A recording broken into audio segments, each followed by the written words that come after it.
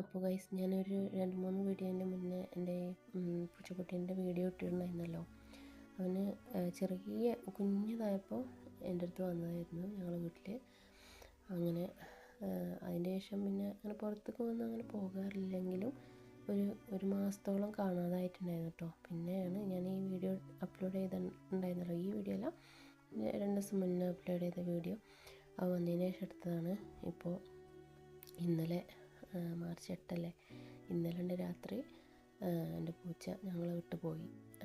ഒരു വണ്ടി വന്ന് ഇടിച്ചതാണെന്നാണ് പറഞ്ഞത്. അടുത്തുള്ള വീട്ടിൽ നിന്ന് വന്ന് പറഞ്ഞതാണ്.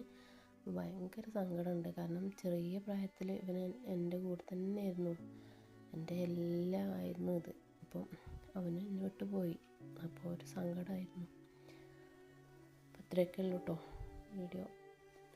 ഒരു നെക്സ്റ്റ് വീഡിയോ കാണുന്നവരെ ബൈ.